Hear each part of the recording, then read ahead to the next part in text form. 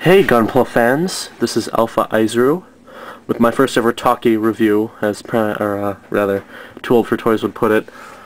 I finally got my camera working, so let's get started with the 1 to 100 scale, master grade, new Gundam, new type use mobile suit custom from the movie Shuri's Counterattack. If you haven't seen it, watch it, it's good.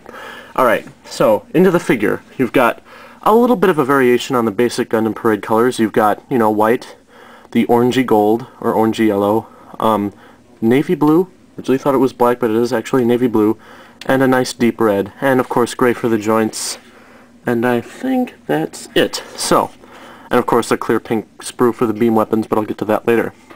So, stickers, this guy has not many, on the body actually. There's green for the eyes, green right here for this camera, green on the forehead, and a green one in the back. And I think that's all for the kit itself. Now, articulation. The head will rotate 360 with a bit of fidgeting, but it'll get there. It moves up and down on one joint, but it's also on this nice neck joint, so you can actually tilt it all the way up like that, so it looks like the new is flying through space. I don't have an action base for it, but if I did, it would look really good, and of course it's got the forward and back action. Arms rotate 360 below the shoulder. They bend at the elbow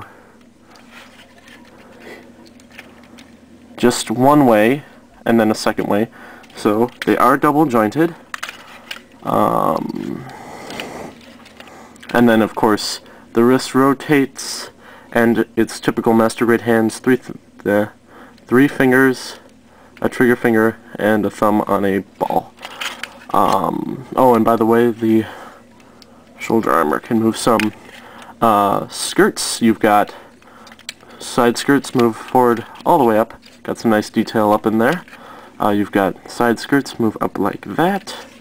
Back skirts, similar to the front skirts, move individually.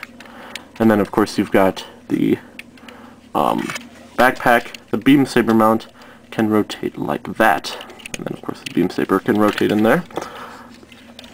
Legs, they move forwards, backwards, in and out of the body, some, not much.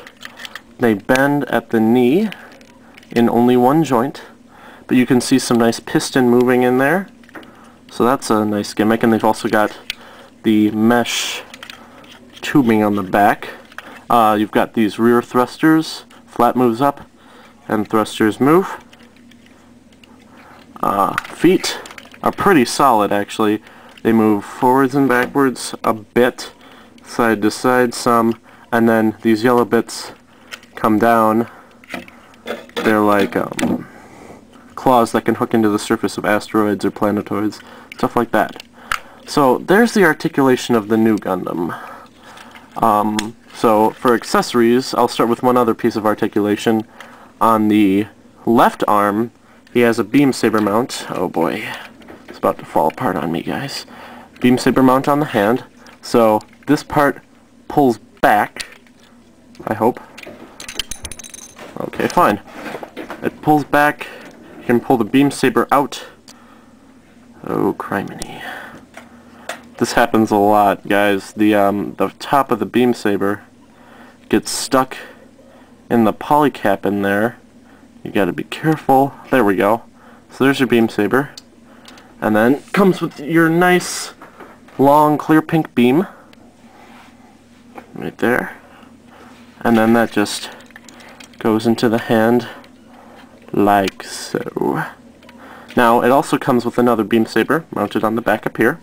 This is Amuro's custom beam saber. Of course, handle flips up, and this actually comes with two beams. You have the main beam, which is curved, fits into the primary emitter at the top, and then you've got your secondary beam that fits into the bottom. They're slotted in a certain way, so the beams, will go in. It kinda, I know, Hayate Nox alluded to a pirate sword when describing the new Gundam's customized beam saber, and I agree with him. I was never the biggest fan of this, but yeah, it looks good. See? You just stick it in like so. Certainly good for taking on Sazabi. Now let me reassemble this arm before I get to the rest of his accessories. Come on. Yeah guys, this may look like a nice sturdy model, but those arm joints... Oh, I realize why I put this on backwards. These arm joints are just a pain in the butt. Oh, and I might as well talk about this right now. There are a ton of screws in this kit. A ton. Oh, you just got a nice shot of the... So, yes, a lot of screws in the kit, so be warned. Alright.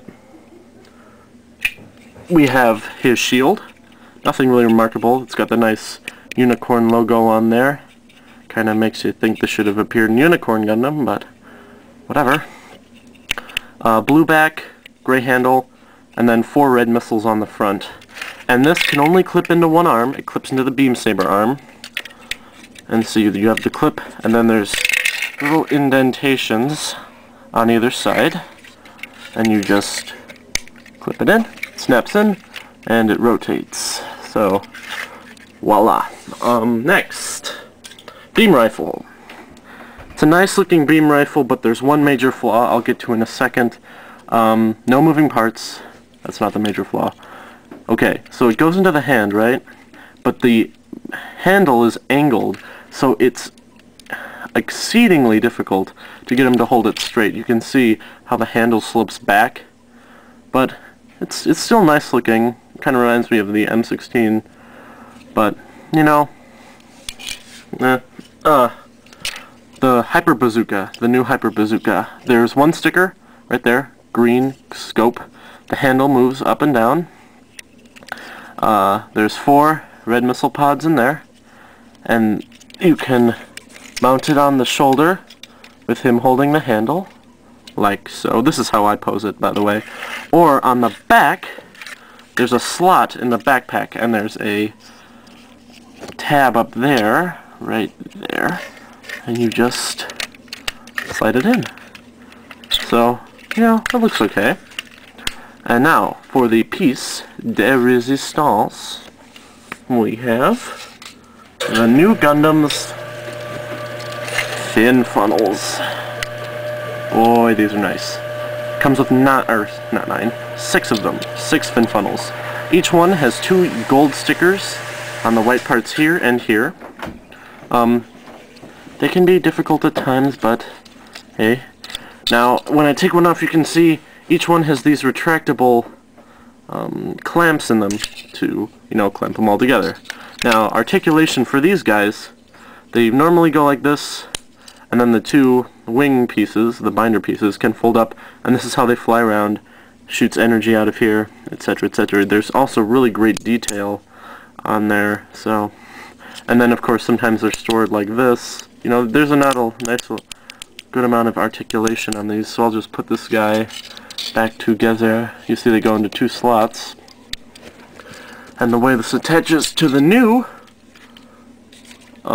there's a slot in this one, right here, and that goes into a peg right there, and it just goes, voila, and there you have it.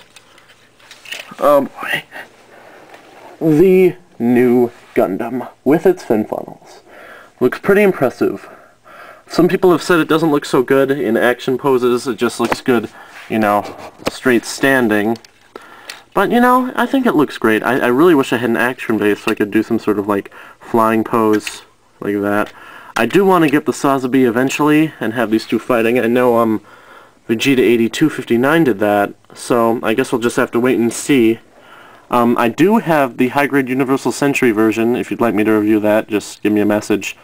But I do think this is a far superior mold to that. This is an older Master Grade, but still, it is a great kit. It's a little pricey, but because it's so big... Oh, before, there's also die-cast parts here, here, and in the crotch area.